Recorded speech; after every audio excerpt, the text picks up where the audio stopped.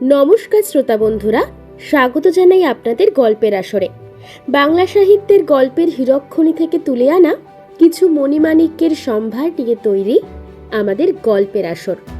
আমাদের আজকের নিবেদন শ্রদ্ধেয় লেখক রূপম রায়ের কলমে একটি রোমহর্ষক ডিটেকটিভ থ্রিলার গল্প, যার নাম প্রতিশোধ। আপনারা পুরো গল্পটা শুনে কমেন্ট করে বলে যান কেমন লাগলো। তাহলে বেশি কথা না বলে শুরু করা যাক আমাদের আজকের নিবেদন।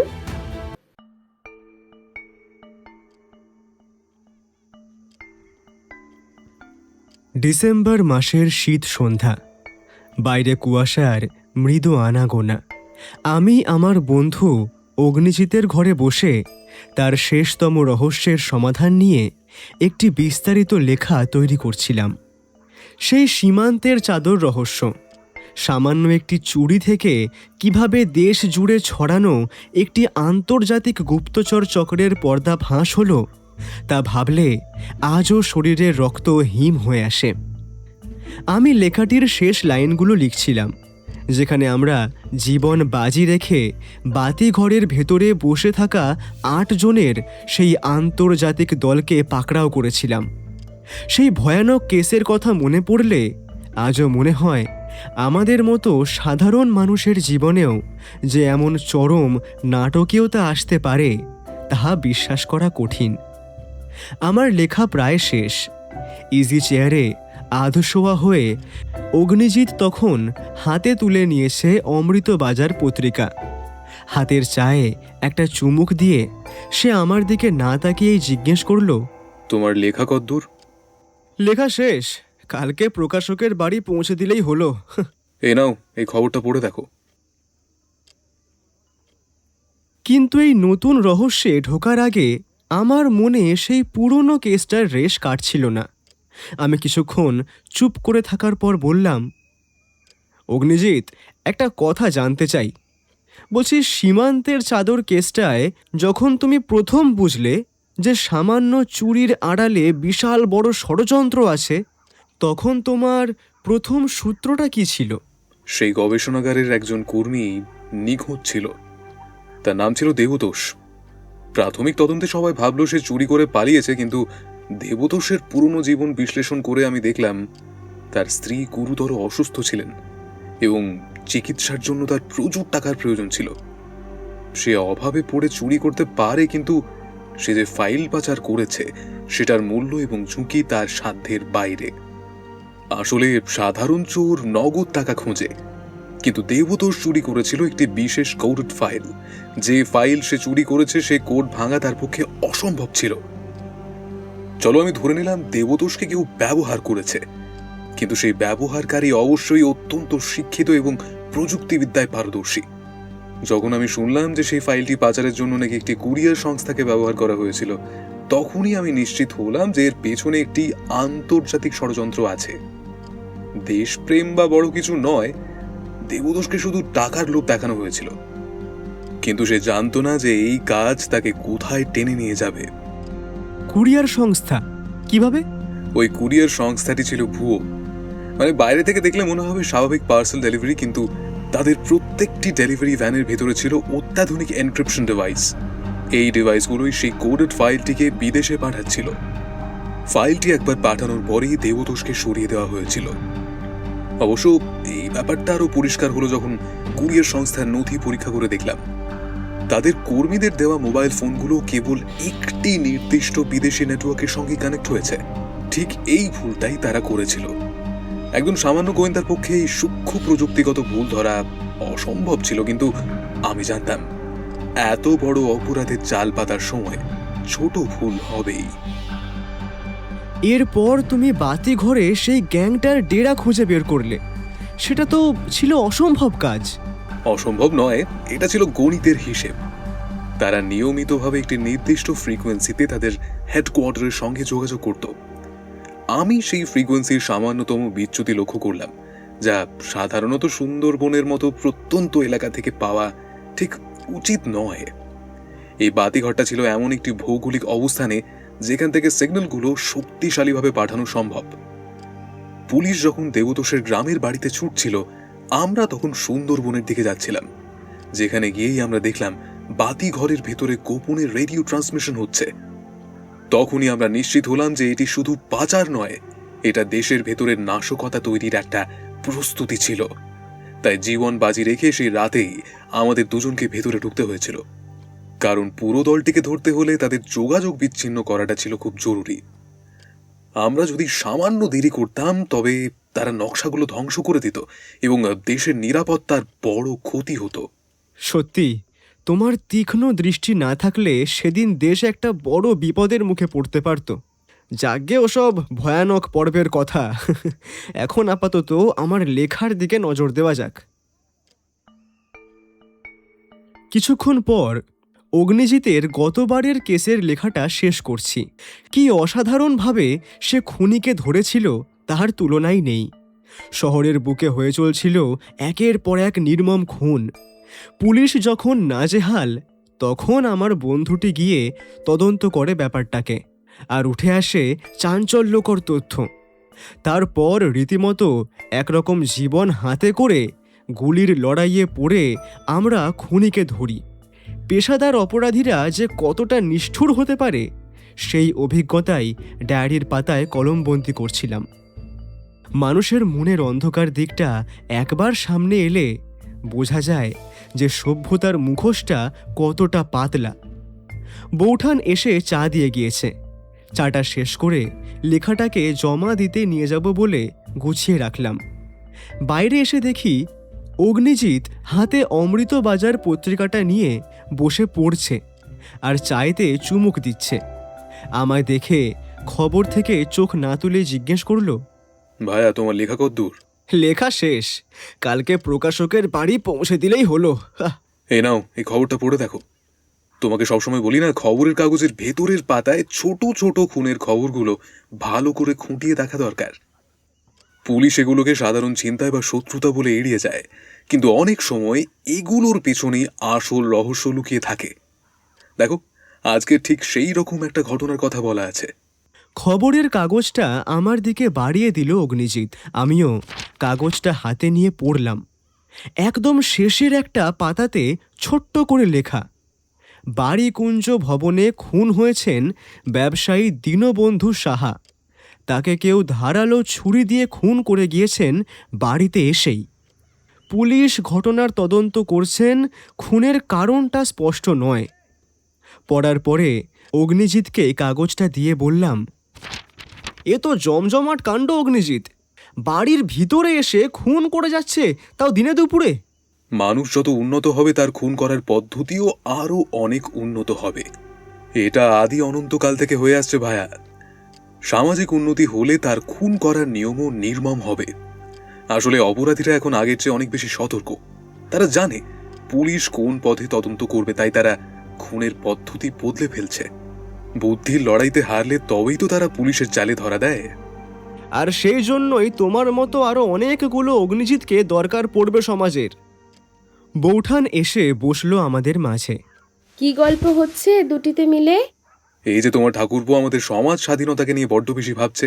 আমি বলছি আমাদের একজন নয়, আরো অনেক অগ্নিজিৎ দরকার আছে। সব আসল জিনিস না একটাই হয়। রামকৃষ্ণ একজনই, বিদ্যাসাগরও একজনই, আবার ভগবান শ্রীকৃষ্ণ একজনই ছিলেন, তাই অগ্নিজিৎ একজনই।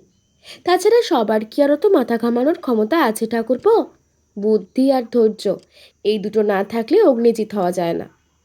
মানে ভাগ দেবে না বলছো? তা তো তুমি যথার্থই বলেছ ঠাকুরপো। তোমার বন্ধু যা করে সেটা তো আর সাধারণ কাজ নয়। ওর মতো কাজ করতে গেলে না বুকের পাটা লাগে।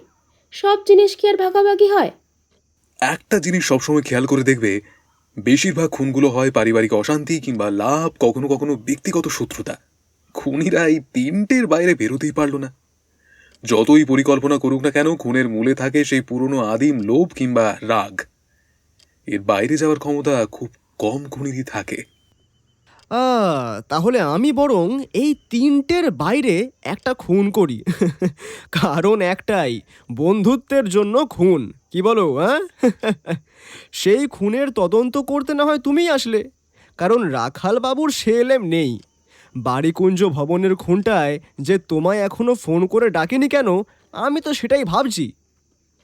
অত বারবার অগ্নিজিৎকে ডাকলে তার পুলিশ ভাবনায় আঘাত আসেই। ওরা যখন নিজেরা কোনো কিনারা করতে পারে না, একদম দেওয়ালে পিঠ থেকে যায়, তখনই অগ্নিজিতের খোঁজ পড়ে। আমাদের গল্প বেশ জমে উঠেছিল, কিন্তু তখনই কলিং বেলের শব্দ এলো। আমি উঠে গিয়েই দরজা খুলতে একজন মাঝবয়স্ক ভদ্রলোক ঘরের ভিতরে এলেন। আমার দিকে তাকিয়ে নমস্কারের ভঙ্গিতে বললেন, এটা কি মিস্টার অগ্নিজিতের বাড়ি?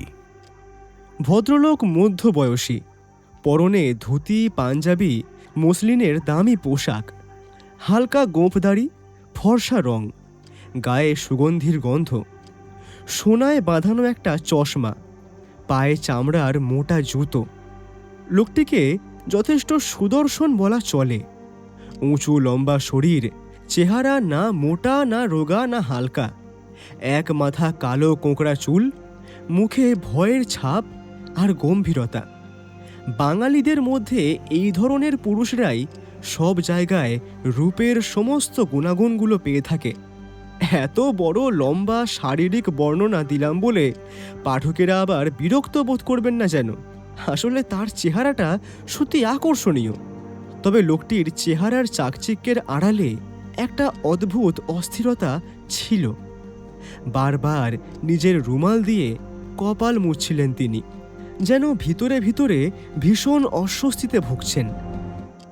আগে হ্যাঁ, আসুন, এটি ওনার বাড়ি। তারপর ভদ্রলোক আমার দিকে তাকিয়ে জিজ্ঞেস করলেন, নমস্কার, আপনি বুঝি অগ্নিজিৎ বাবু? না না, আমি অজিত বন্দ্যোপাধ্যায়। উনি সে যাকে আপনার দরকার। আচ্ছা, আপনি তাহলে অজিত বাবু। পথ ভ্রমণের শিকার গল্পটি যা লিখেছিলেন মশাই, ধন্য একেবারে। আমাদের বাংলায় থ্রিলার লেখক সত্যি খুব কম রয়েছে।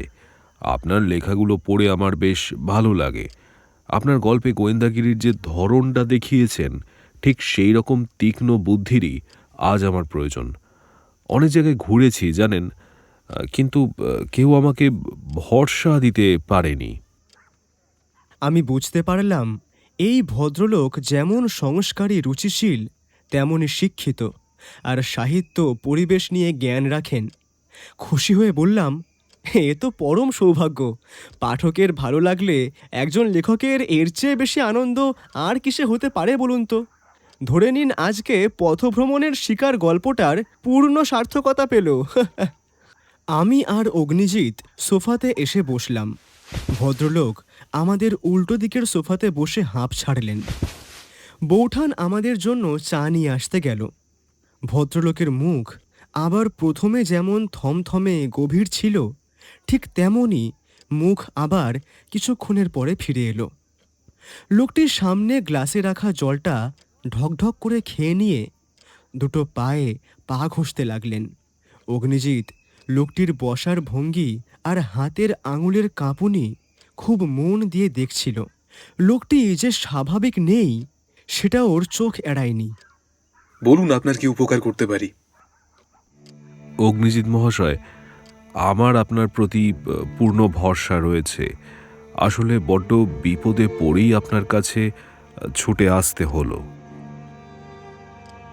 ঠিক কি বিপদ যদি একটু খোলসা করে প্রথম থেকে বলেন, মানে সরাসরি বলুন কি হয়েছে, কোনো রাগঢাক করার দরকার নেই। আমি অনিমেষ দাশগুপ্ত। কলকাতার গুপ্ত জুয়েলারি মার্কেটটা আমাদেরই।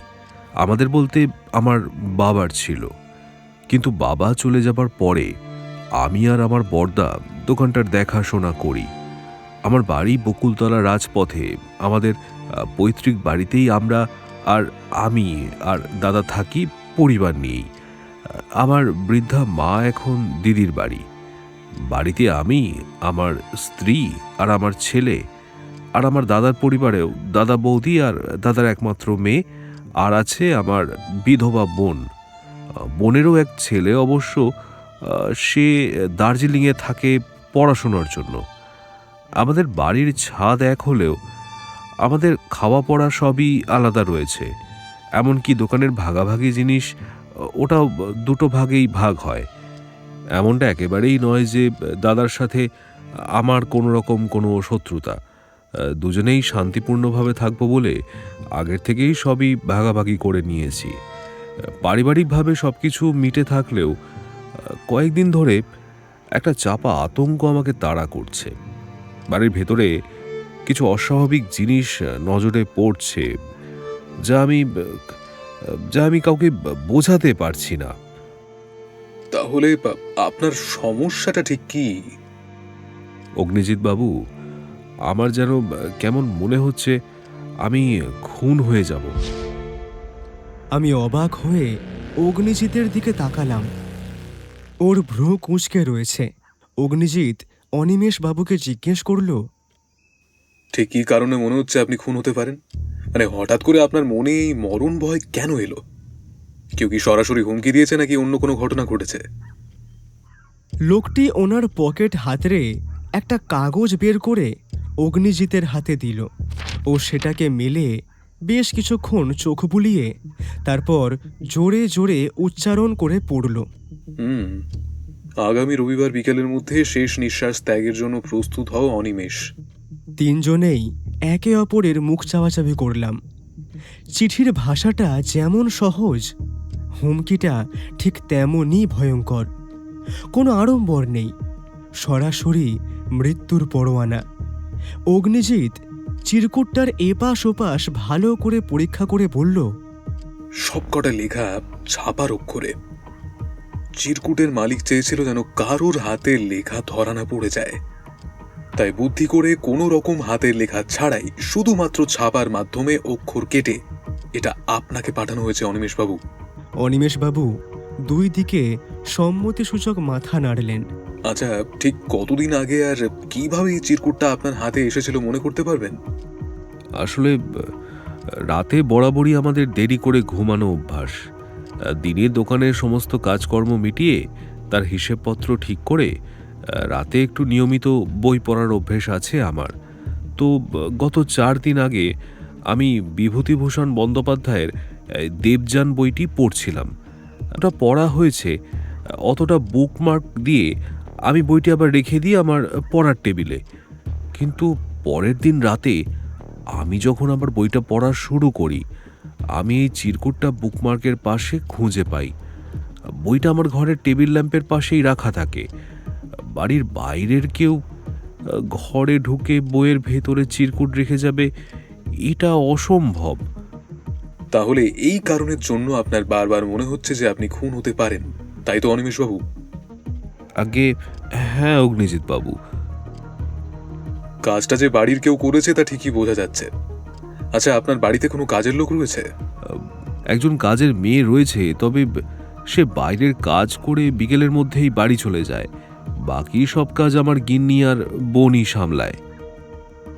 তা আপনার বোন কার কাছে থাকে, আপনার নাকি আপনার দাদার কাছে?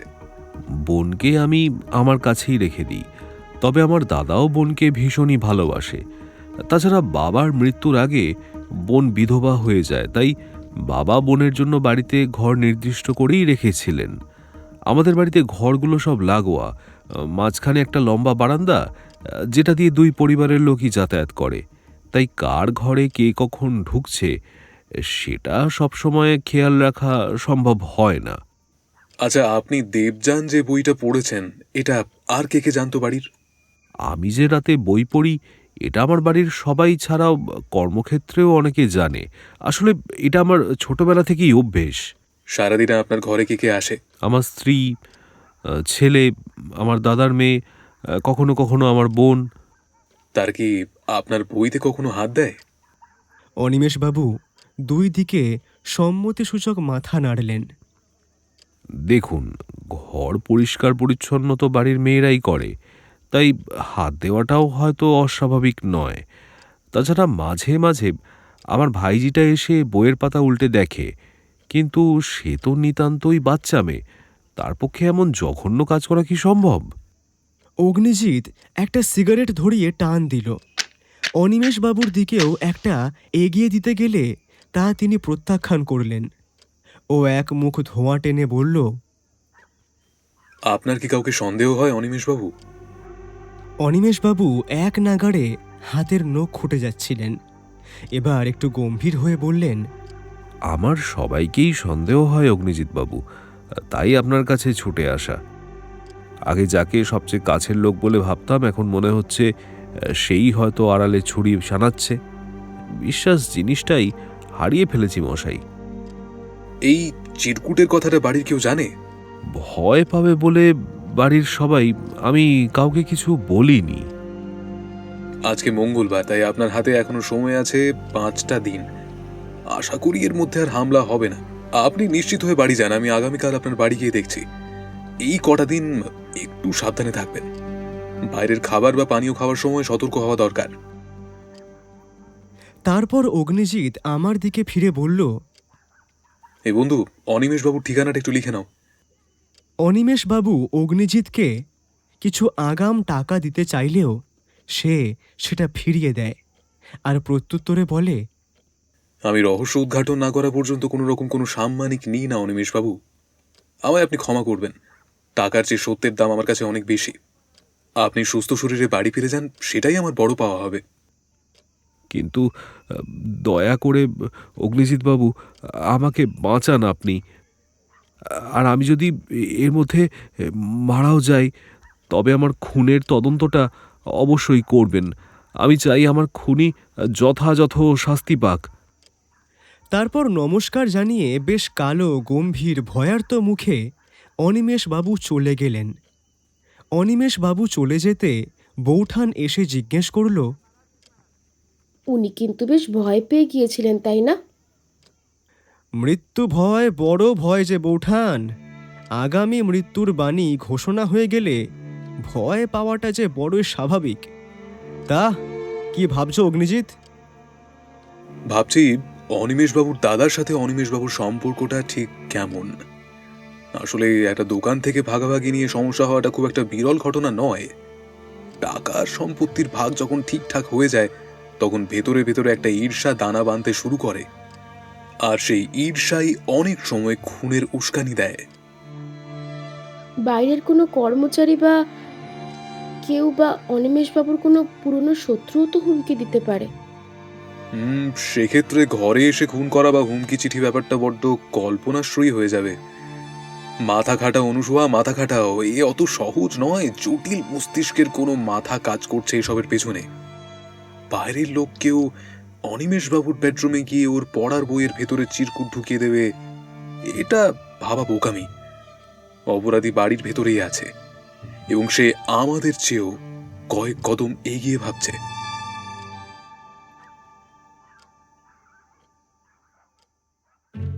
পরের দিন বিকেল নাগাদ আমি আর অগ্নিজিৎ ট্যাক্সি ধরে পৌঁছে গেলাম অনিমেষ বাবুর বাড়ির ঠিকানায়। বকুলতলা রাজপথ রোড আমাদের বাড়ি থেকে যেতে প্রায় 1 ঘন্টা সময় লাগলো। বড় পৈতৃক বাড়ি। বাড়ির সামনে বেশ অনেকটা জায়গা নিয়ে 2 ধারে অনেক বাগান। শান্ত নিরিবিলি ছিমছাম পরিবেশ।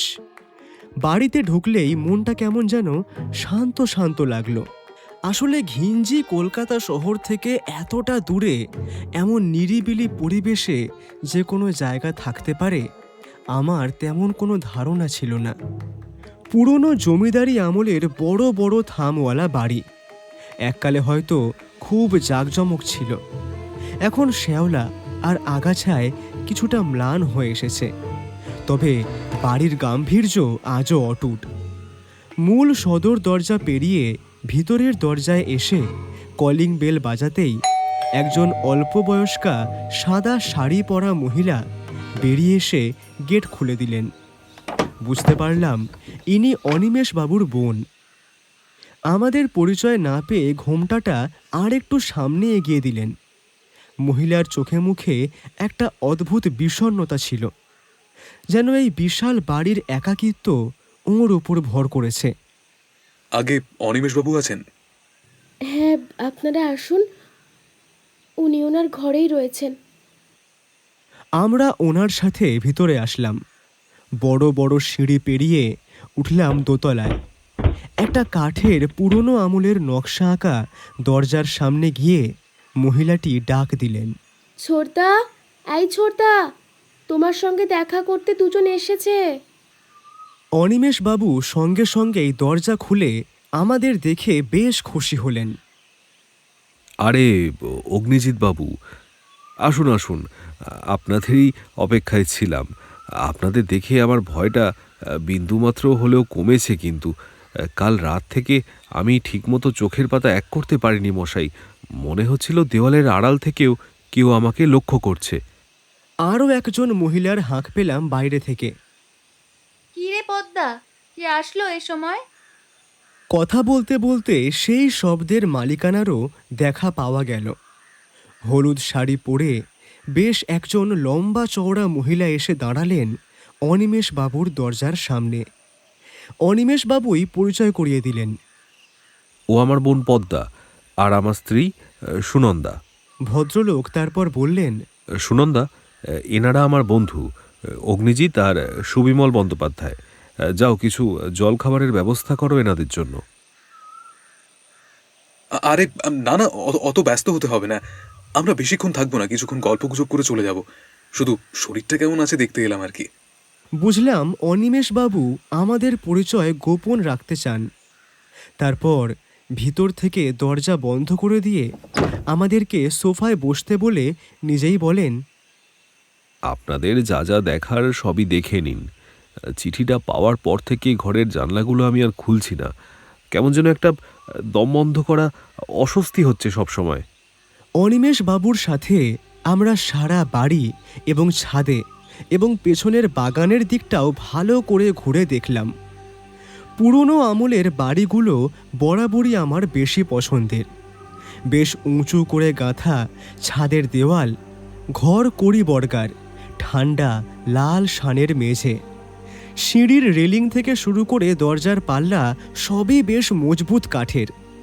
এই বাড়ির কাঠামোটা এমন যে পেছনের বাগানের দিক দিয়ে কেউ অনায়াসে ছাদে উঠে আসতে পারে, যদি সে চটপটে হয়। তবে সবচেয়ে যেটা আকর্ষণীয় সেটা হলো অনিমেষ বাবুর লাইব্রেরি বা গ্রন্থাগার। দেশ বিদেশের দুষ্প্রাপ্য সব বইয়ের সংগ্রহশালা সেইটি। একটা ঘর জুড়ে পুরোটাই বই, এবং বই রাখার কত রকম যন্ত্র, কায়দা কানুন। বইয়ের পাতা যাতে হলুদ না হয়ে যায়, যাতে পোকা না লাগে, তার জন্য হাজার রকম যত্ন। কিছু কিছু মানুষ সত্যি এমন বই পাগলা হয় যে দেখেও ভালো লাগে। অগ্নিজিৎ আলমারির তাকে সাজানো বইগুলোর মাঝখানের ফাঁকগুলো খুঁটিয়ে দেখছিল। অনিমেষ বাবুর স্ত্রী গিরিবালা দেবী আমাদের জন্য লুচি, তরকারি, মিষ্টির ব্যবস্থা করেছিল। তারপর আমরা অনিমেষ বাবুকে জিজ্ঞেস করলাম, আচ্ছা, আপনার দাদার সাথে আপনার কি কোনো রকম কোনো ঝামেলাই হয়নি? মানে দোকান, টাকা পয়সা এসব নিয়ে? না, কোনো ঝামেলা যে হয়নি এটা বলা ভুল। দোকানের হিসেবপত্র, বাড়ির ভাগাভাগি নিয়ে সামান্য মনোমালিন্য তো হয়েছে, তবে সেটা যে খুনের পর্যায়ে চলে যাবে এমনটা নয়। আমার দাদা হয়তো এখন বাড়ি নেই, থাকলে আপনার সাথে কথা বলাতাম। একটা ছোট 9-10 বছরের বাচ্চা ছেলে খেলতে খেলতে ঘরে চলে আসলো আমাদের কথা বলার মাঝখানে। অনিমেষ বাবু তাকে দেখিয়ে বললেন, এটা আমার ছেলে শঙ্খদীপ্ত। আর পিছন পিছন একটি মেয়েও ঘরে ঢুকলো। উভয়ের হাতেই বল দেখে বোঝা যায় ওরা খেলায় ব্যস্ত ছিল। আরও আমার দাদার মেয়ে রিনা। রিনা শঙ্খের থেকে বছর 2-1 বড়। শুনুন, যতক্ষণ ঘরে থাকবেন দরজা ভেতর থেকে বন্ধ করে রাখবেন। রাতে জানলাগুলো পারলে বন্ধ করে দেবেন। হ্যাঁ, একদম ভয় পাওয়ার দরকার নেই। আশা করি কোনো সমস্যা হবে না। আর এই রইল আমার টেলিফোন নাম্বার। কোনো সমস্যা হলে অবশ্যই যোগাযোগ করবেন অনিমেষবাবু। রাতের দিকে বাড়ির মূল ফটকটা একবার যাচাই করে নেবেন, কেমন? বাইরের লোক যাতে কোনো সুযোগ না পায়। সেদিন ওই বলে বাড়ি চলে আসি আমরা। ট্যাক্সিতে বসে অগ্নিজিৎকে জিজ্ঞেস করি, আচ্ছা অগ্নিজিৎ, তুমি কি কাউকে সন্দেহ করলে? আমি এটা বুঝলাম না, তোমার আমার সাথে থেকেও এতটুকু পর্যবেক্ষণ ক্ষমতা হলো না কেন? অগ্নিজিতের মাঝে মাঝে এমন কথা বলার স্বভাব রয়েছে, কিন্তু তবুও মনের মধ্যে একটা কৌতূহল কাজ করছিল। তাই আবারও বললাম, যতটা বোকা বোধহয় ভাবো ততটা আমি নই। খেয়াল আমিও করেছি, অনিমেষবাবুর বিধবা বোন পদ্মা বারবারই আমাদের কথাগুলো আড়াল থেকে শুনছিল, আমরা যেখানেই যাচ্ছিলাম আড়ালে লুকিয়ে আমাদের সাথে সাথেই আসছিল। একদমই ঠিক। এই তো আস্তে আস্তে তোমার মাথাটা তো দেখছি খুলছে। পদ্মা দেবী যেভাবে বারবার ওনার আঁচল দিয়ে হাত মুছছিলেন আর আড়াল থেকে আমাদের দিকে তাকাচ্ছিলেন, সেটা নিছক কৌতূহল নাও হতে পারে। তাহলে কি পুরো সন্দেহ অনিমেষ বাবুর বোন পদ্মার ওপরে গিয়ে পড়ে? পড়তেও পারে, আবার নাও পড়তে পারে। নিতান্ত কৌতূহল বশত এটা হতে পারে। হয়তো তিনি কিছু একটা আড়াল করার চেষ্টা করছেন, অথবা কারোর গতিবিধির ওপর নজর রাখছেন।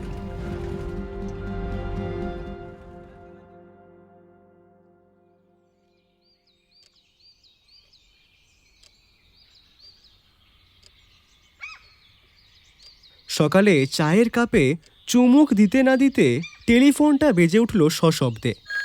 অগ্নিজিৎ গিয়ে রিসিভারটা কানে দিয়েই প্রথম বলল, হ্যালো। অপর পাশ থেকে কি উত্তর এলো জানলাম না, শুধু অগ্নিজিতের মুখে কতগুলো কথা শোনা গেল। আচ্ছা, কখন? চিন্তা করতে হবে না, সাবধানে থাকুন। রিসিভারটা নামিয়ে রেখে সোফাতে বসলো অগ্নিজিৎ। ওর কপালে একটা মোটা ভাঁজ পড়েছে। এই ভাঁজটা আমার খুবই চেনা। যখন কোনো কেস নিয়ে অগ্নিজিৎ খুব মেতে থাকে কিংবা হিসাব মেলানো যায় না, তখনই ওর কপালে এমন ভাঁজ ফুটে ওঠে। দেখলাম সে একটা সিগারেট বের করে ঘন ঘন সেই সিগারেটে টান দিতে লাগলো। সিগারেটের ছাইটা অ্যাশট্রেতে ঝাড়তে ঝাড়তে ও অনিমেষ বাবুর বাড়ির নকশাটা মনে করার চেষ্টা করছিল। ওর চোখের দৃষ্টি অনেক বেশি গম্ভীর দেখাচ্ছিল। কি ভাইয়া, কে ফোন করেছিল? সমস্যা এত সহজ নয়, সমস্যা অনেক বড় এবং জটিল। কি হয়েছে?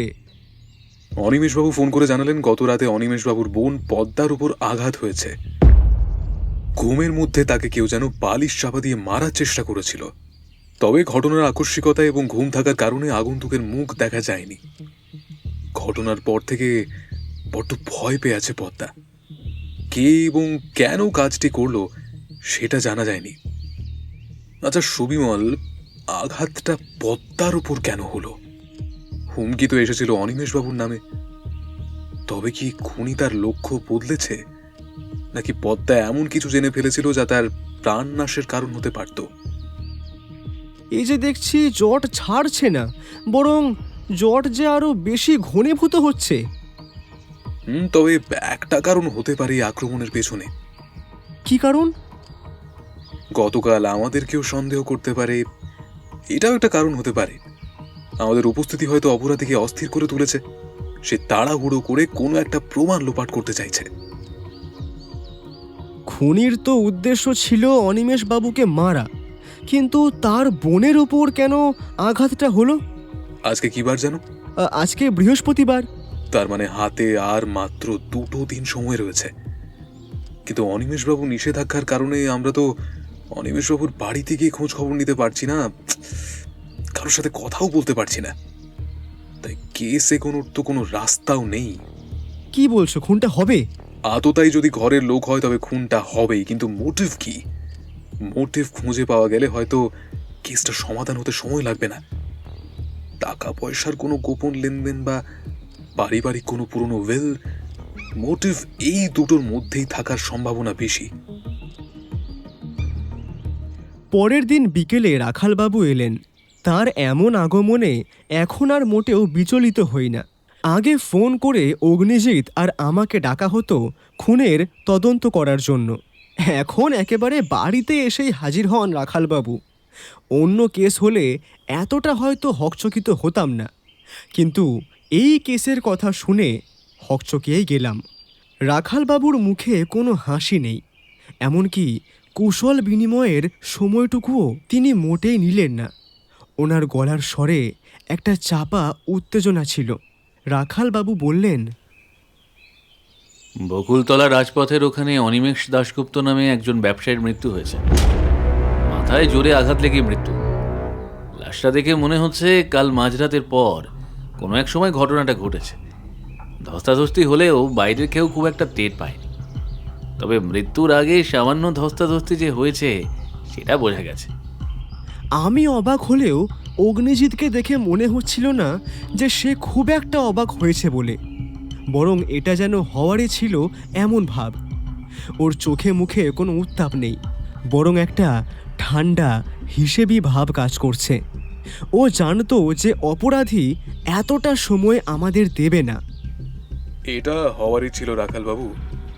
রবিবারটা যে আগেই চলে আসবে দুদিন সেটা আমার জানা ছিল। আমি যখন সেদিন এই বাড়িতে এসেছিলাম তখনই বাড়ির পরিবেশ দেখে বুঝেছিলাম যে খুনি খুব ছটফট করছে। সে চাইছে কাজটা দ্রুত মিটিয়ে ফেলতে, যাতে কোনো প্রমাণ না থাকে। রবিবারটা যে আগেই চলে আসবে সেটা আমার জানা ছিল। রাখালবাবু ভ্যাবাচাকা হয়ে আমাদের দিকে তাকিয়ে থাকলেন। তার অবশ্য না বোঝারই কথা। আমি রাখালবাবুকে প্রথম থেকে এতটা অবধি যা যা ঘটেছে সমস্ত কথা বলে বুঝিয়ে দিলাম। সবটা শুনে রাখালবাবু একটু মাথা চুলকোলেন। মনে হলো ওনার কাছে পুরো ব্যাপারটা এখন আরও বেশি গোলমেলে ঠেকছে। তাহলে আপনি একবার কেসটা দেখুন অগ্নিজিৎবাবু। এই বাড়ির ভেতরে কি হচ্ছে সেটা সাধারণ পুলিশি পদ্ধতিতে ধরা পড়া মুশকিল। আপনি না থাকলে খুনি আমাদের চোখে ধুলো দিয়ে বেরিয়ে যাবে। আচ্ছা, যেদিন আমরা প্রথম গেলাম অনিমেষবাবুর বাড়িতে, সেদিন ওইটুকু সময়ের মধ্যে বাইরের কেউ বাড়িতে ঢুকেছিল? আমি মনে করার চেষ্টা করলাম গেটে কোনো অচেনা সাইকেল বা কাউকে দাঁড়িয়ে থাকতে দেখেছিলাম কিনা, কিন্তু কিছুই মনে পড়ল না। আমি একটু চিন্তা করে বললাম, না। কেন অগ্নিজিৎ, কি হয়েছে? ভেবে দেখো, সেদিন রাতেই অনিমেষবাবুর বোন পদ্মার উপর আঘাত হয়েছিল। পদ্মা দেবীর ঘরের দরজা তো ভেতর থেকে বন্ধ থাকার কথা ছিল। তাহলে খুনি ভেতরে ঢুকলো কিভাবে? নাকি সে আগে থেকেই ভেতরে ছিল?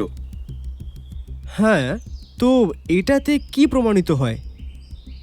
অর্থাৎ কেউ আমাদেরকে সন্দেহ করেছিল রবিবার অনিমেষবাবুকে যে খুন করা হবে সেটা যে অনিমেষবাবু জেনে গিয়েছিল, খুনি সেটা বুঝতে পেরেছিল। খুনি চাইছিল আমাদের সামনে নিজেকে আড়াল করতে। সে জানতো আমরা একবার তদন্তে নামলে তার পালানোর রাস্তা বন্ধ হয়ে যাবে। সে তো খুনি নিজেই চিরকুটের মাধ্যমে জানিয়েছে অনিমেষবাবুকে। এখানে আবার জেনে যাওয়ার কি রয়েছে বন্ধু? এখানেই তো আসল খেলা। খুনি সেই চিরকুট দেয়নি, সেই চিরকুট দিয়েছে অন্য একজন। হয়তো কোনো হিতাকাঙ্ক্ষী বা বাড়িরই কেউ তাকে সাবধান করতে চেয়েছিল, আর খুনি সেই সুযোগটাকেই নিজের কাজে লাগিয়ে দিল।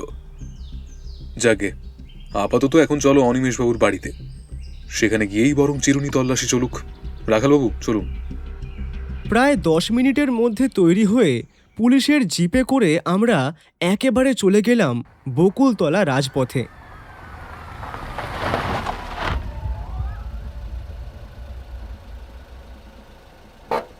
অনিমেষবাবুর বাড়িতেই কয়েকজন পুলিশ কনস্টেবল বাইরে পাহারায় ছিল। আমাদের দেখে তারা সেলাম দিল। আমরা তিনজন কতদিনের পথ দিয়ে সোজা উঠে আসলাম অনিমেষবাবুর ঘরে। চক দিয়ে আঁকা অনিমেষবাবুর মৃতদেহের অবস্থানটা খাটের পায়ার আর একদম কাছে। ঘরের মেঝেতে রক্তের ছোট ছোট দাগ শুকিয়ে কালচে হয়ে গিয়েছে।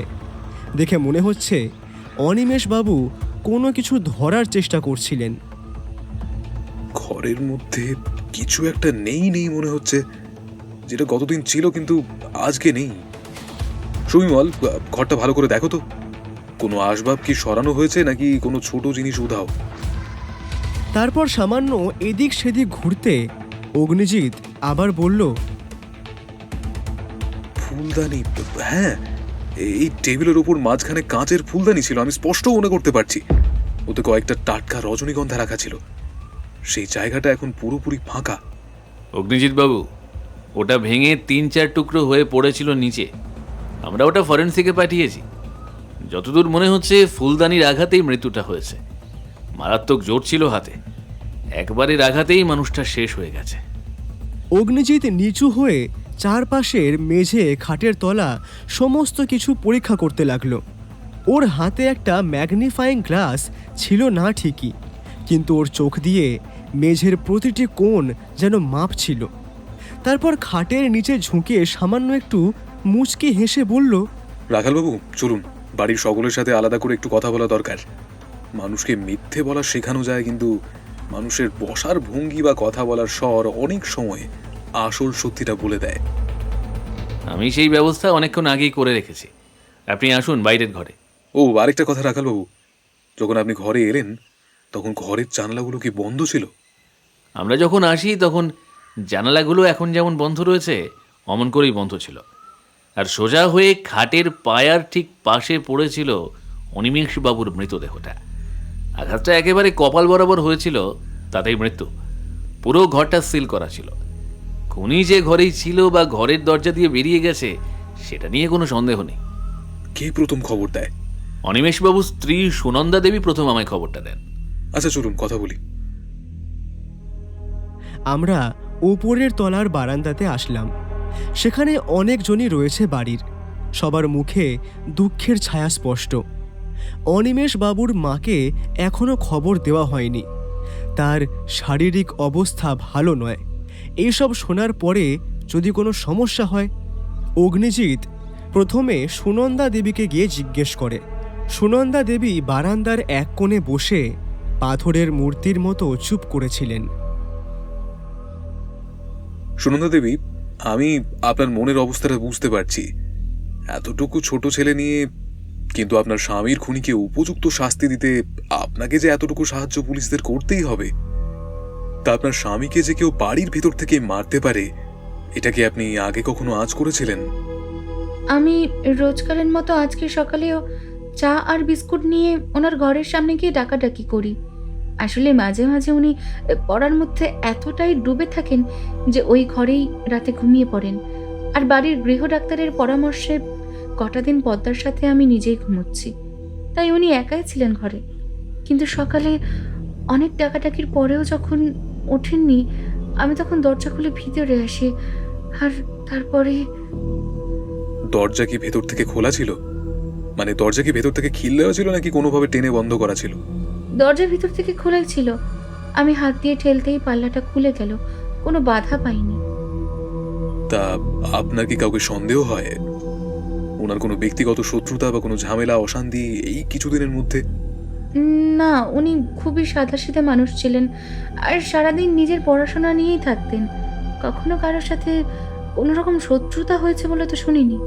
সবাই তো ওনাকে ভালোই জানতো। কেন যে ওনার উপর কারো রাগ থাকবে আমি তো সেটাই বুঝতে পারছি না।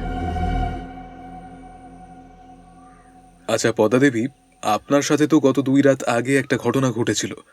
তা সেটা পুলিশকে জানিয়েছেন? মানে ঠিক কি হয়েছিল বলবেন? সেদিন আমি আমার ঘরেই ঘুমিয়েছিলাম। প্রায় তখন মাঝরাত। ও ঘরে ঘুমোচ্ছিলাম, আচমকা একটা বালিশ পুরো মুখের মধ্যে চেপে বসতে দেখি। দম আটকে আসছিল, আমি ছটফট করছিলাম। বেকায়দা বুঝে জোরে চিৎকার করতেই সেই হাততাই ঘর থেকে বেরিয়ে চলে গেল সোজা। তার মুখটা আমি দেখতে পাইনি। সারা গা কালো চাদরে মোড়া ছিল। আমার দম বন্ধ হয়ে আসছিল। কোনো মতে হাত পা ছুঁড়ে নিজেকে ছাড়িয়ে নিয়ে আমি চিৎকার করি। আপনি কাউকে সন্দেহ করেন? না, তবে একা বিধবা মেয়ে, অনেকের চক্ষুশূল তো আছি। এ বাড়িতে কার কি যে মনে আছে সেটা বোঝা বড় দায়। বলেই আঁচলে মুখ চাপা দিয়ে কাঁদতে থাকে পদ্মা দেবী। আমরা সিঁড়ি দিয়ে নেমে পাশের করিডোরের দিকে গেলাম। সেখানে পরপর 3টে ঘর। অনিমেষ বাবুর মতোই দেখতে একজন ভদ্রলোক চেয়ারে বসেছিলেন। পাশে একজন কনস্টেবল। সম্ভবত উনি অনিমেষ বাবুর দাদা। আমাদেরকে দেখে তিনি প্রথম শুরু করলেন। আগে আমার নাম প্রমথ দাশগুপ্ত। আমি জানি আপনারা পুলিশের লোক, খোঁজ খবর নেওয়া, জেরা করা এগুলো আপনাদেরই দায়িত্ব। তাই আমি নিজেই বলছি, যেহেতু আমাদের একটাই দোকান গুপ্তা জুয়েলারি, তাই আপনাদের মনে এই সন্দেহটা থাকতেই পারে যে টাকা পয়সার লোভে আমি আমার ভাইকে খুন করেছি। কিন্তু বললে হয়তো বিশ্বাস করবেন না, টাকা পয়সা নিয়ে ভাইয়ের সাথে আমার কখনোই কোনো সমস্যা হয়নি। আমার বাবা রঞ্জন দাশগুপ্ত খুবই বাস্তববাদী বুদ্ধিমান মানুষ ছিলেন। বাবাই আমাদের 2 ভাইয়ের জন্য জমি জায়গা দোকান বাড়ি সমস্ত কিছু আগে থেকেই সমস্ত পরিকল্পনা মাফিক ভাগ বাটোয়ারা করেই রেখেছিলেন। ফলে বিয়ের পরেই আমরা দুজন আলাদা হয়ে যাই, কোনো অশান্তি ঝামেলা ছাড়াই। কিন্তু আমার ভাই অনিমেষ যথেষ্ট ভালো মানুষ হলেও ভিতরে ভিতরে কিন্তু তেমন ভালো মানুষ নয়। রাতে এসে মদ খেয়ে বউ পেটানো, বাইচ বাড়ি থেকে রাত করে বাড়ি আসা, আগে কিন্তু এমন ছিল না। সারাদিন বই নিয়েই সময় কাটাতো। কিন্তু এই কটা বছর ধরে তার এমন অবনতি, সম্পূর্ণ দোষটা যে আমি আমার ভাই অনিমেষের গাড়ি তুলব সেটাও নয়। সুনন্দারও স্বামীর প্রতি তেমন আদর যত্ন নেই। আর ওদিকে পদ্মা, আমার বোন বলে নয়, নিজের স্বামীর সাথে ঘর করতে পারল না, এক ছেলে নিয়ে চলে এলো এই বাড়িতে। ছেলে যথেষ্ট ভালো পড়াশোনা করে চাকরি করে ইনকামও করলেও পদ্মার লোভ যায় না। বলতেও লজ্জা হচ্ছে নিজের বোনের নামে। কিন্তু সত্যি এটাই, পদ্মার চরিত্রের বেশ কিছু দোষ রয়েছে। তাই সন্দেহটা যে কার উপর করবো আর কার উপর করবো না সেটা বলা বেশ মুশকিল। পুলিশের চোখে ধুলো দেওয়া সহজ, কিন্তু পরিবারের হাঁড়ির খবর বাইরের লোক জানবে কিভাবে সাহেব? গতকাল রাতে আপনি কি কোনো শব্দ বা কিছু অস্বাভাবিকতা লক্ষ্য করেছিলেন? মানে আপনার ঘরের ঠিক ওপরেই তো ঘরটা, কোনো কিছু মেঝেতে পড়ার আওয়াজ পাননি? না, আসলে দরজা সবাই বন্ধ করেই ঘুমায়, আর ভাইয়েরা উপরের তলায় আর আমরা নিচের তলায় থাকি, তাই শব্দ তেমন আসে না। আর তাছাড়া কাল রাতে ঘুমটা বড্ড বেশি গভীর হয়েছিল, কোনো আওয়াজই কানে আসেনি। অগ্নিজিৎ উঠে চলে আসে ছাদে। সিগারেট খেয়ে চারপাশ ভালো করে ঘুরে ঘুরে দেখে। সে প্রতিটি ইটের ফাঁক আর ছাদের জল বের হওয়ার নর্দমাগুলো খুব মন দিয়ে দেখছিল। তারপর ছাদের একদম কোণায় রাখা নোংরা ফেলার বালতির ভিতর থেকে একটা কাগজ বের করে। সেই কাগজটার জায়গায় জায়গায় কাঁচি দিয়ে কাটা। অগ্নিজিতের মুখে একটা সরু হাসি। সেই হাসিতে কোনো আনন্দ ছিল না, ছিল প্রথম জট খোলার তৃপ্তি। তারপর দেখলাম অগ্নিজিৎ পকেট থেকে সেই চিরকুটটা বের করলো। অক্ষরগুলো কাঁচি দিয়ে কাটা ম্যাগাজিনের পাতার সাথে হুবহু মিলে গেল। আমি আর রাখালবাবু অবাক হয়ে সেই দিকে তাকিয়ে রয়েছি। এই হলো সেই চিরকুট রহস্য। কেউ পত্রিকা থেকে উপযুক্ত অক্ষরগুলোকে কাঁচি দিয়ে কেটে সাদা কাগজে আঠা দিয়ে জুড়ে জুড়ে লিখেছে, তারপর সময় বুঝে অনিমেষবাবুর বইয়ের মধ্যে ঢুকিয়ে রেখেছে। তার মানে খুনি এই বাড়ির কেউ, সেটা আর বলার অবকাশ রাখে না। অগ্নিজিতের বুদ্ধি দেখে সত্যিই অবাক হলাম। ডাস্টবিনের ময়লার মধ্যে থেকেই কেমন একটা সূত্র বের করে ফেলল। আসলে সত্যি কথা এটাই, কবি তো কবেই বলে গিয়েছেন, যেখানে দেখিবে ছাই উড়াইয়া দেখিও তাই, পাইলেও পাইতে পারো অমূল্য রতন। উপরে কখন এসে সুনন্দা দেবী দাঁড়িয়েছে খেয়াল করিনি। ওনার পরনের শাড়ির আঁচলটা বারবার হাতে জড়াচ্ছিলেন তিনি। ফর্সা মুখটা কেমন ফ্যাকাশে দেখাচ্ছিল, আর কপালে বিন্দু বিন্দু ঘাম। ডিসেম্বরের দুপুরবেলার এই কড়া ঠান্ডাতেও ওনার এই অস্থিরতা স্বাভাবিক বলে মনে হলো না। কিছু বলবেন? আসলে ওনাকে নিয়ে যে কথাগুলো বললাম সকলের সামনে, সেটা হয়তো সত্যি নয়। উনি মদ্যপ অবস্থায় গত সপ্তাহে একদিন আমার ভাসুরের সাথে মারপিট করেন। পরে দোকান থেকে বাকি কর্মচারীরা ওনাকে বাড়িতে পৌঁছে দেন। তাকে সামনে থেকে যতটা ভদ্রলোক বলে মনে হয়, তিনি আদতে ততটা নয়। কেবল রাত হলেই নেশা চাকার দিয়ে ওঠে। মানুষ হিসেবে জ্ঞান থাকে না তখন তার। তা অনিমেষবাবুর এই পরিবর্তনের কথা কি আপনি আগে থেকেই জানতেন? মানে বাড়ির বাকিদের সামনে কি উনি নিজেকে সংযত রাখতেন? বাইরে থেকে কিছুই বোঝার উপায় ছিল না সাহেব। উনি ওনার পড়ার ঘরে ঢুকে পড়লে বাইরের পৃথিবীর সাথে সমস্ত সম্পর্ক ছিন্ন করে দিতেন। কিন্তু গত 1 মাস ধরে ওনার মেজাজ বড্ড খিটখিটে হয়ে গিয়েছিল। তা প্রথম বাবুর সাথে ঝামেলার কারণ কি শুধু পারিবারিক ছিল, নাকি দোকানের ভেতরে অন্য কোনো বিষয় নিয়ে মনোমালিন্য শুরু হয়েছিল? বড় ঠাকুর দোকানের হিসেবপত্র নিয়ে প্রশ্ন তুলেছিলেন, কিন্তু উনি তো হিসেব দেওয়ার ধার ধারতেন না। নেশা করলে ওনার দম্ভ আকাশ ছুঁয়ে যেত। তার এই নেশার কথা বাড়ির আর কে কে জানতো? সবাই জানতো, তবে বাইরে মান সম্মানের ভয়ে কেউ মুখ খুলতো না। উনি নেশা করলে হিতাহিত জ্ঞান হারিয়ে ফেলতেন। গত সপ্তাহের ওই ঝামেলার পর থেকে কি অনিমেষবাবু বাড়িতে অস্বাভাবিক কোনো আচরণ করেছিলেন, বা ওনার পড়ার ঘরের ওপর কি নজরদারি বাড়িয়ে দিয়েছিলেন? হ্যাঁ সাহেব, উনি ও ঘরে কাউকে ঢুকতে দিতেন না। পড়ার ঘরের জানলাগুলো ইদানিং রাত বাড়লে বন্ধ করে রাখতেন। জিজ্ঞেস করলে বলতেন রাস্তার শব্দে ওনার মনোসংযোগ নষ্ট হয়। আচ্ছা, ওনার ওই পড়ার অভ্যেসের আড়ালে কি কোনো নতুন ধরনের আসক্তির কথা আপনার মনে হয়েছিল? যেমন চিঠিপত্র লেখালেখি? ওনার ডেস্কে কালির দাগ আর প্রচুর সাদা কাগজ সব সময় ছড়ানো থাকতো। আমি ভাবতাম দোকানের কাজ করছেন হয়তো, কিন্তু উনি তো হিসেবপত্র ডায়েরিতে লিখতেন না। উনি কি রাতে দোকান থেকে সোজাই যেতেন আড্ডার থেকে? হ্যাঁ, আসলে উনি বাড়ি আসতেন না, শুধু আমার ভাসুর ঠাকুর বাড়ি আসতেন। উনি এসে ওনার পড়ার ঘরে চলে যেতেন। কত রাত অবধি পড়তেন আমি জানি না। পড়ার ঘরের দরজা কি উনি সব সময় ভেতর থেকে বন্ধ রাখতেন, নাকি কেউ সেখানে যাওয়ার অনুমতি পেত? না, ও ঘরে কারোর ঢোকা বারণ ছিল। ঝাড়পোছ করার সময়টুকু ছাড়া উনি নিজের ঘরটা নিজের দখলেই রাখতেন। আচ্ছা, ওনার পড়ার ঘর থেকে কি কখনো কোনো বিশেষ ধরনের সুগন্ধ পেতেন? মানে কোনো বিদেশি সেন্ট বা আতর জাতীয় কিছু? হ্যাঁ সাহেব, ইদানিং ও ঘরের বাতাসে একটা তীব্র গন্ধ থাকতো। আমি জিজ্ঞেস করলে উনি বলতেন ধূপকাঠির গন্ধ, কিন্তু ধূপের কোনো চিহ্ন ঘরে থাকতো না। আশা করছি আগামীকালের মধ্যেই আপনার স্বামীর খুনি ধরা পড়ে যাবে। পোস্টমর্টম রিপোর্টটা শুধু আসতে দিন, কারণ পোস্টমর্টম রিপোর্টে ওনার রক্তে অ্যালকোহলের পরিমাণ কতটা ছিল তা জানা জরুরি। এতে বোঝা যাবে ঘটনার সময় উনি নিজের শরীরের ওপর নিয়ন্ত্রণ রাখতে সক্ষম ছিলেন কিনা। রিপোর্ট কি ওনার মৃত্যুর সময় আর কারণ বলে দিতে পারবে? হ্যাঁ, অবশ্যই। মাথায় ওই আঘাত লাগার আগে ওনার সাথে কেউ ধস্তাধস্তি করেছিল কিনা তার চিহ্ন রিপোর্টে স্পষ্ট হয়ে উঠবে। শরীরের প্রতিটি জখম এক একটা গল্প বলে। আপনার স্বামীর শরীরে অন্য কোথাও কোনো পুরনো আঘাতের চিহ্ন ছিল কিনা সেটাও জানা খুব জরুরি।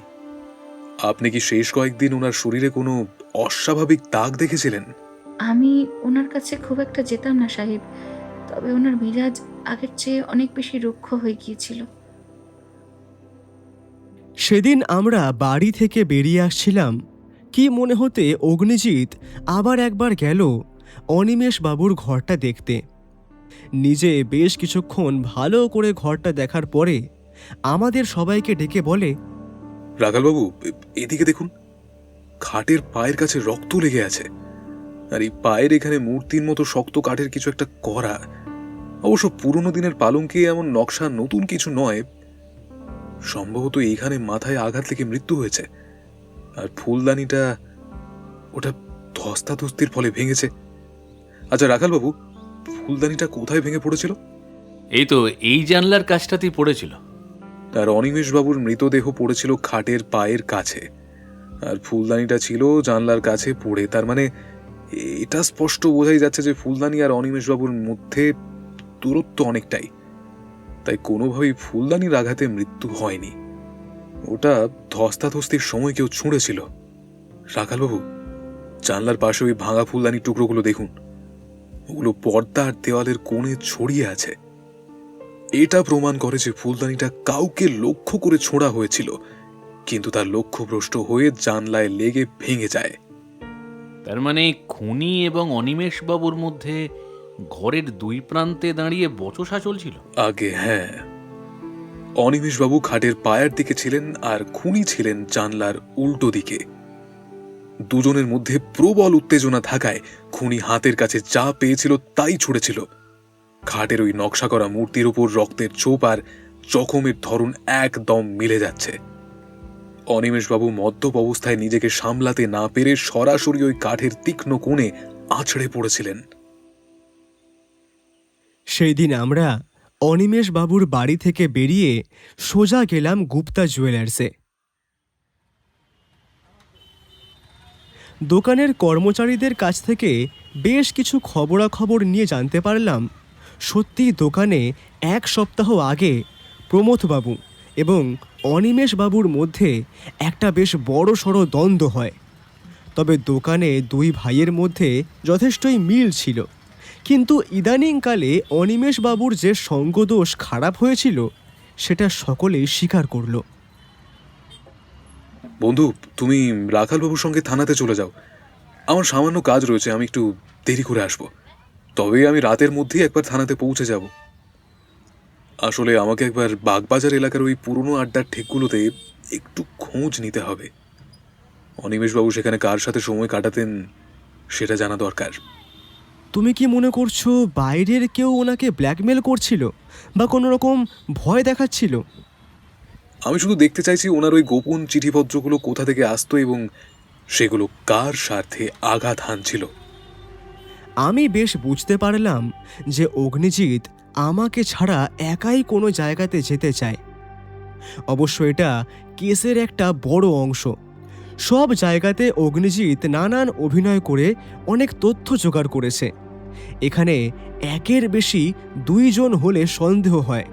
তাই আমি বেশি কথা না বাড়িয়ে বললাম, বেশ ঠিক আছে, আমি রাখাল বাবুর সঙ্গে থানায় যাচ্ছি। তুমি সাবধানে থেকো ভায়া, আর অবশ্যই নিজের খেয়াল রেখো। আমি চলে এলাম থানাতে। প্রায় 8:30 নাগাদ অগ্নিজিৎ এলো থানায়।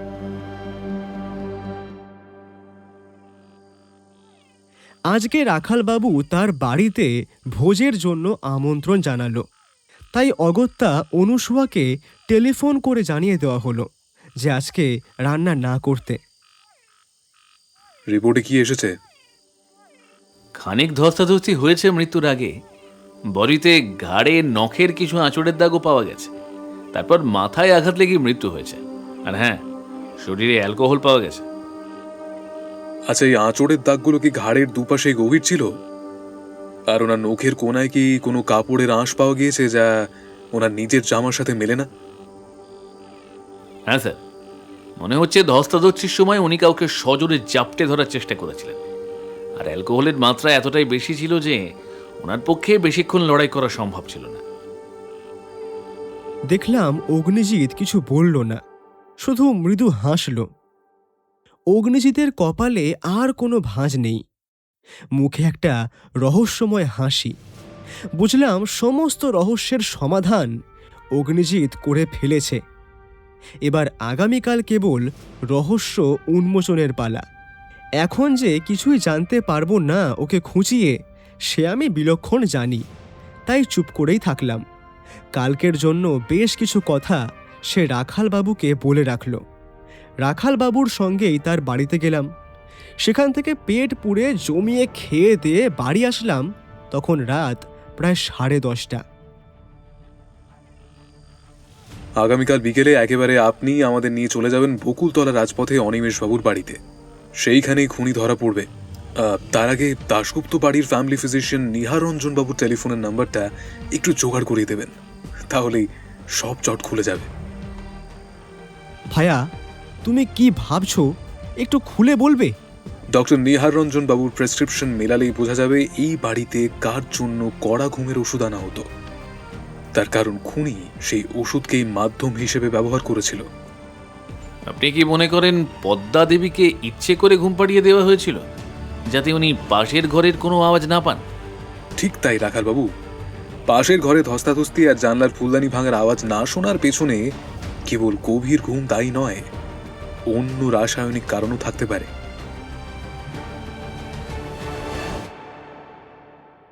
বাড়িতে আসার সঙ্গে সঙ্গেই বুঝতে পারলাম হাওয়া গরম। বৌঠান রেগে না খেয়ে বসে রয়েছে। বলি হারি তোমাদের, ঠাকুরপো আর তুমি দুটোতে মিলে সেই সকালে বেরিয়ে রাত 10টায় ঢুকলে। এবার আমি সত্যি সত্যি দাদার বাড়ি চলে যাব। আহা, কেন ছেলে মানুষে করছো? কেন করবো না? তোমরা দুটিতে মিলে খুনে তদন্ত করবে, আর আমি মেয়ে বলে আমি কিছু করব না? নিজের বাড়ির অন্দরের ভেতরে কি ঘটছে তা দেখার আমার জো নেই। আর তোমরা আমাকে শুধু রান্নার যোগান দেওয়ার জন্যই বসিয়ে রেখেছো, তাই না? বাড়ির মহিলারা কি কিচ্ছু বোঝে না? আরে রাগ করবেন না বৌঠান, আগামীকালের আসল রহস্য উন্মোচনের সাক্ষী তো আপনি হবেন। তাহলে বলো তো, কোনো পেন্সিল ছাড়াই তোমার আকৃতি কিভাবে বানাবে? বড্ড সহজ, ধুলো পড়া মেঝেতে শটান হয়ে শুয়ে পড়বো। বাহ বাহ, এই না হলে তুমি আমার যোগ্য স্ত্রী। হ্যাঁ, আচ্ছা আচ্ছা, চলো আজকের শাস্তি স্বরূপ আর তোমার এই ধাঁধার উত্তর সঠিক দেওয়ার জন্য কাল আমাদের সাথে তুমি অনিমেষবাবুর বাড়িতে থাকবে, আর সেখানেই আমার মুখ থেকে শুনবে এই এত বড় রহস্যের সমাধান। তবে মনে রেখো অনুসুয়া, রহস্যের সমাধান সবসময় আনন্দদায়ক হয় না। অনেক সময় সত্যের মুখচ্ছবি এতটাই বিভৎস হয় যে তা আমাদের সাধারণ মানুষের কল্পনার বাইরে। তৈরি থেকো এক কঠিন সত্যের মুখোমুখি হওয়ার জন্য। সত্যি? চলো ঘুমাবে, এসো। বৌঠানের মুখে আবার হাসি ফুটে উঠল। সত্যি অগ্নিজিতের তুলনা হয় না। যেমনভাবে বৌঠান রাগ ভাঙাচ্ছে, ঠিক তেমনই কত সুন্দরভাবে জটিল থেকে জটিলতর কেসের সমাধান এক নিমেষে করছে। কিন্তু অগ্নিজিতের কেন যে দাশগুপ্ত বাড়ির ফ্যামিলি ফিজিশিয়ানের দরকার পড়ল তা বুঝলাম না। জানলার বাইরে তখন কুয়াশা ঘনীভূত হচ্ছে। শীতের রাতের নিস্তব্ধতা যেন কোনো গভীর সত্যকে আগলে রাখার চেষ্টা করছে। পাশের ঘরে অগ্নিজিতের উত্তেজিত পদচারণা থামলেও আমি জানি ওর মস্তিষ্ক তখনও বিরামহীনভাবে কাজ করে চলেছে। গোয়েন্দার মন তো সহজে শান্ত হয় না যতক্ষণ না শেষ সুতোটি জটমুক্ত হচ্ছে। রহস্য সমাধানের কথা মনে করে বেশি রাত না করেই ঘুমিয়ে পড়লাম। পরের দিন সকালেই অগ্নিজিৎকে দেখলাম কার সঙ্গে যেন টেলিফোনে কথা বলছে। কথা শুনে বুঝতে পারলাম এটা দাশগুপ্ত বাড়ির ফ্যামিলি ফিজিশিয়ান নিহার রঞ্জন বাবু। মনের মধ্যে কৌতূহল থাকলেও তাকে চেপে রাখলাম, কারণ আজকে বিকালেই পাবো উত্তরটা।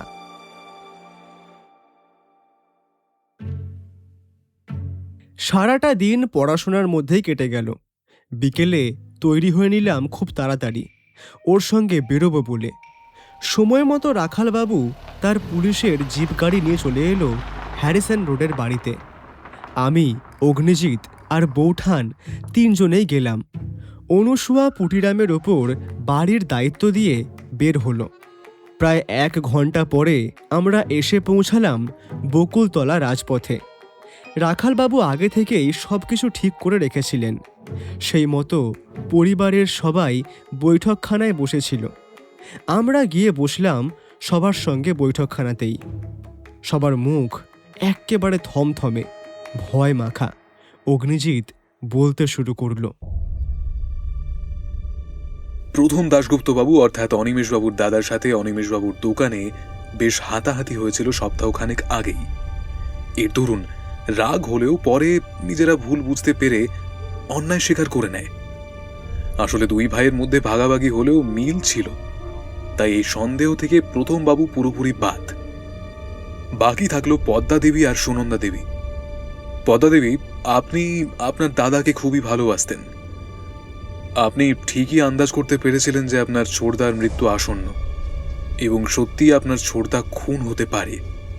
তাই বুদ্ধি করে বাড়িতে আনা খবরের কাগজ থেকে অক্ষর কেটে কেটে একটা চিরকুট বানিয়ে দিয়ে রেখে আসলেন অনিমেষবাবুর বইয়ের বুকমার্কের নিচে, যাতে এই বই পড়ার প্রথমেই চোখে পড়ে সেটা। পদ্মা দেবী, আপনি যখন সেই বেনামি চিঠি লিখেছিলেন তখন একবারও কি ভেবেছিলেন যে আপনার এই সতর্কতা আপনার দাদার কোনো কাজে আসবে না? বরং আপনার ভয়টাই খুনিকে সুযোগ করে দিল নিজের রাস্তা পরিষ্কার করতে। আপনি জানতেন খুনিকে, কিন্তু সাহসে কুলোয়নি সরাসরি তাকে পুলিশের হাতে তুলে দিতে। বিশ্বাস করুন, আমি শুধু ছোটদাকে বাঁচাতে চেয়েছিলাম। আমি বুঝতে পেরেছিলাম এই বাড়িতে কোনো একটা ষড়যন্ত্র দানা বাঁধছে, কিন্তু নিজের লোকের বিরুদ্ধে আমি কি করে আঙুল তুলতাম। পদ্মা দেবী, আপনি সতর্ক করতে চেয়েছিলেন শুধুমাত্র আপনার দাদাকে। আপনি এটাই ভেবেছিলেন যে আপনার দাদা হয়তো ভয় পেয়ে পুলিশের বা গোয়েন্দার শরণাপন্ন হবেন। আর ঠিক হলো সেটাই। অনিমেষবাবু ভয় পেয়ে ছুটে আসলেন আমার কাছে। কিন্তু আসল খুনি হয়তো জানতই না যে এমন কিছু চিরকুট গিয়েছে অনিমেষবাবুর কাছে। পদ্মা দেবী, আপনি হয়তো সন্দেহ করেছিলেন কেবলমাত্র, কিন্তু আপনার সন্দেহ সঠিক ছিল। অনিমেষবাবু আমাকে জানানোর পরের দিন আমি যখন এই বাড়িতে আসি, অনিমেষবাবু আমায় বন্ধু হিসেবে পরিচয় দিলেন, কিন্তু এক নাগাড়ে আমাদের উপর নজর রেখে চলেছিলেন আপনি আর সুনন্দা দেবী। আমাদের কথাবার্তা, আচার আচরণ সবকিছুই লক্ষ্য করছিলেন। আর তখনই সন্দেহ হয় সুনন্দা দেবীর। সুনন্দা দেবী বুঝতে পারেন আপনি যে কোনো প্রকারই হোক আপনার ছোড়দাকে আগে থেকে সতর্ক করছেন। তাই সেদিন রাতের অন্ধকারে আপনাকে মারতে হোক বা ভয় দেখাতে হোক, সুনন্দা দেবী আসেন আপনার ঘরে। কিন্তু আপনার চুরির শক্ত ধারালো মুখে হাতটা কেটে যায় সুনন্দা দেবীর। সেটা গতদিনেই খেয়াল করেছি। তাছাড়া সুনন্দা দেবী আপনাকে ছোট বড় অনেক কথাই শোনাতেন। সবসময় আপনার উপর জোর জুলুম করাও তার একটা বদগুণ ছিল, কিন্তু শেষ রক্ষা হলো না। আমি পদ্মা দেবীর ওষুধগুলো দেখেছি, সেখানে ছিল ঘুমের বড়ি।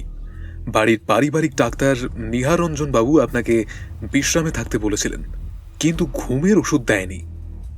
রাতে আপনি কটা দিন ধরে শুয়েছিলেন সুনন্দা দেবীর পাশে, ফলে সুনন্দা দেবীর কাজটা সহজভাবে হচ্ছিল না, তাই আপনাকে ঘুম পাড়িয়ে দিত সেই ঘুমের ওষুধ খাইয়ে। সুনন্দা দেবী, আপনি হয়তো ভেবেছিলেন ডাক্তারবাবুর ফাইলে আপনার রোগের ইতিহাস ছাপা থেকে যাবে, কিন্তু নিহারঞ্জন বাবুর সাথে কথা বলে আমি যেটা জানতে পারলাম তা বেশ চমকপ্রদ। আপনার সেই তীব্র আলসারের যন্ত্রণা আর এই স্মৃতি, এই দুটোই আপনার প্রতি আপনার স্বামীর ঘৃণা বাড়িয়ে দিয়েছিল। সেই ঘৃণা থেকেই আপনার মনে প্রতিশোধের আগুন জ্বলছিল। আপনি জানতেন অনিমেষ বাবু রাতে কখন আর কার জন্য চিঠি লেখেন। চুপ করুন আপনি। বাইরের লোক হয়ে কি বিচার করবেন আপনি আমাদের সংসারের? সেই রাতের নরককুণ্ড আমি নিজে দেখেছি, আপনি দেখেননি। আসলে আমি খোঁজ নিয়ে জানতে পেরেছি অনিমেষ বাবুর ইদানিং কালে বেশ কিছু খারাপ অভ্যেস দেখা গিয়েছিল। তার মধ্যে একটি হলো নারী সঙ্গ আর অপরটি মদ। দুটোই যে একটি মানুষকে একেবারে শেষ করে দেয় তার আসল নমুনা অনিমেষ বাবু নিজেই। কলকাতার বাগবাজার মোড়ে থিয়েটার দেখতে গিয়ে মাধবীলতার সাথে আলাপ হয় অনিমেষ বাবুর। মাধবীলতা এই থিয়েটারেই কাজ করে, নাচিয়ে হিসেবে কাজ তার পেশা। প্রায় বেশিরভাগ দিন রাতেই মদ্যপ হয়ে অনিমেষবাবু যেতেন মাধবীলতার কাছে। গতকাল আমিও গিয়েছিলাম মাধবীলতার কাছে অনিমেষবাবুর সম্পর্কে খোঁজ নিতে। সেখান থেকেই সব থেকে বেশি তথ্যগুলো জানতে পারি আমি। আমার ধারণা সুনন্দা দেবী আপনিও জেনে ফেলেছিলেন মাধবীলতার সম্পর্কে, তাই জোর করলেন অনিমেষবাবুকে স্বীকার করার জন্য, কিন্তু তিনি করলেন না। আপনি চাইলে মাধবীলতার ঠিকানা সংগ্রহ করে সেখানে গিয়ে তাকে শাসিয়ে আসতেন, কিন্তু প্রেমের চিঠি যে কোথায় লুকিয়ে রাখতেন অনিমেষবাবু সেটা তিনি ছাড়া কেউই জানেন না।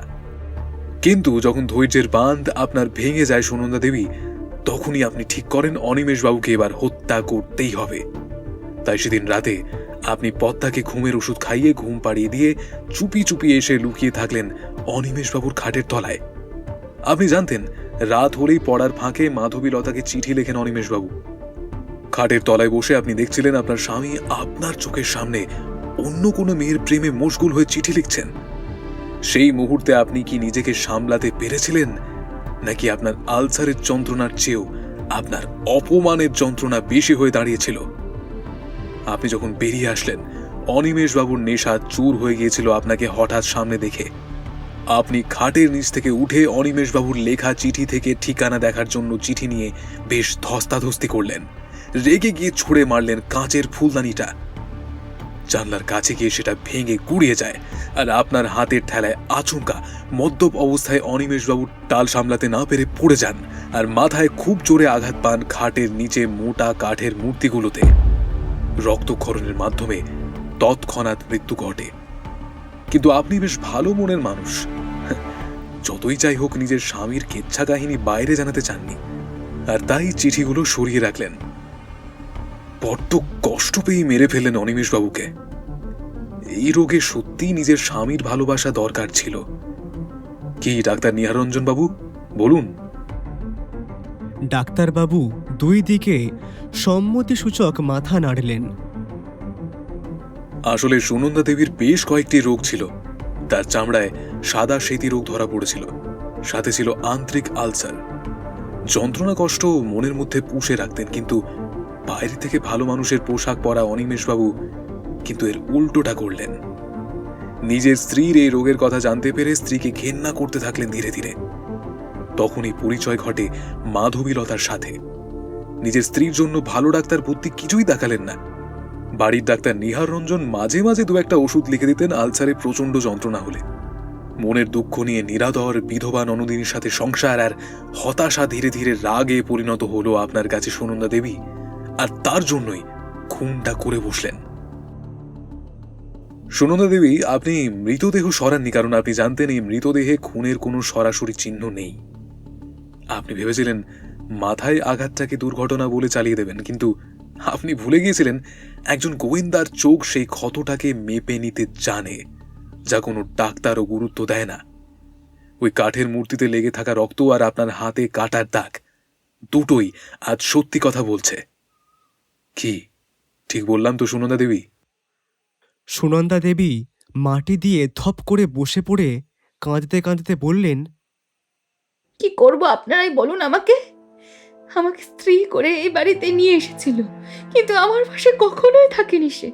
কোনো কিছু বলতে গেলেই আমাকে ধরে পেটানো, মদ্যপ অবস্থায় মুখে অশ্রাব্য গালি, আর সাথে নতুন মেয়ে মানুষ তো জুটিয়েছিলেন। আমিও সহ্য করতে পারছিলাম না এত যন্ত্রণা। অন্তত এই সময় একটা মেয়ের স্বামীর আদর ভালোবাসা চায়। আমি তো কোনো ভুল করিনি। ঠিক যতটা কষ্ট আমি পেয়েছি ততটা কষ্ট সে মোটেও না পেয়ে চলে গেল। সেদিন আমি তাকে খুন করতে যাইনি, আচমকা আমার হাতে লেগে সে মারা যায়। তবে তবে ভালোই হলো, নিহার ডাক্তার জবাব দিয়ে দিয়েছেন আমি আর বেশি দিন নেই। আমি চলে গেলে আমার ছেলেটাকে তোমরা দেখো। এখন আর সময় নেই, পেটের অনেকটাই তো নষ্ট হয়ে গেছে আমার। খিদে পায় না আজকাল আর, তার উপর এখন খুনির তকমা পাওয়া।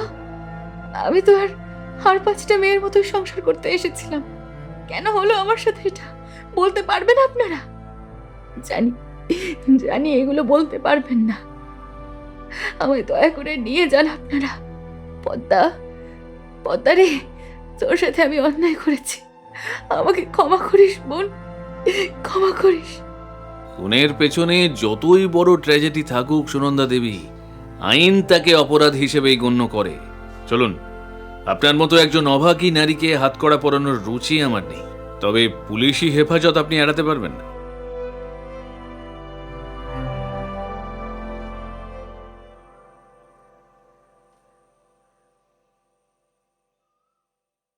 কি হলো বৌঠান, মন খারাপ? সুনন্দার জন্য খুব খারাপ লাগছে। অনিমেষবাবুকে প্রথমে কত ভালো লোকই না মনে হয়েছিল, কিন্তু সে যে আসলে ভিতরে ভিতরে এমন একটা লোক। বাইরে থেকে আমরা যাকে ভদ্রলোক বলি তার ভেতরটা কতটা পচে গিয়েছে সেটা অনেক সময় তার পরিবারও টের পায় না। সত্যটা বেরিয়ে এলো সুবিমল, কিন্তু এই সত্যের স্বাদ বড্ড তিতকুটে। ওই সব বাজে লোকের জন্য ভেবো না, আমার কাছে তুমি রয়েছ। আমি না হয় এই জীবন তারই অন্বেষণে কাটিয়ে দেব। ওই যে এক এবং অদ্বিতীয়।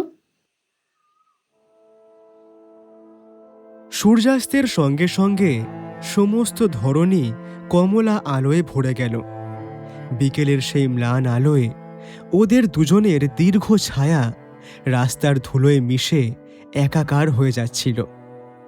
সত্যের জয় হয়েছে ঠিকই, কিন্তু সেই জয়ের আনন্দ উদযাপন করার মতো মানসিকতা আমাদের কারুরই ছিল না। অনিমেষ বাবুর মতো মানুষের চারিত্রিক অধঃপতন আর সুনন্দা দেবীর মতো এক ভাগ্যহতা নারীর চরম পরিণতির সাক্ষী হয়ে বুকটা ভারী হয়ে আসছিল। হ্যারিসন রোডের মোড়ে যখন পৌঁছালাম তখন অন্ধকার আরও ঘন হয়েছে। ভাবছিলাম অপরাধী হয়তো শাস্তি পেল, কিন্তু যে সামাজিক ব্যাধি আর অবহেলা একজন মানুষকে খুনিতে রূপান্তরিত করে, তার চিকিৎসা কি কোনো দিন সম্ভব হবে? অগ্নিজিৎ হঠাৎ দাঁড়িয়ে পড়ে আকাশের এক কোণে উদিত শুকতারাটির দিকে তাকালো। ওর শান্ত চোখের মণিতে তখন কোনো এক অপ্রাপ্তির বেদনা খেলা করছিল। আমি বুঝলাম, জীবনের এই জটিল সমীকরণে গোয়েন্দা কেবল একটি উপলক্ষ মাত্র। আসল রহস্য তো মানুষের রক্ত মাংসের হৃদয়েই আজীবন বন্দি থেকে যায়। সামনে অগ্নিজিৎ এবং বৌঠান একসঙ্গে, আর পিছন পিছন আমি হাঁটছিলাম। একটা মন খারাপ করা অনুভূতি বারবার এসে গলার মধ্যে চেপে ধরছিল। আবারও একবার অগ্নিজিতের প্রতি শ্রদ্ধায় আমার মাথাটা নত হলো।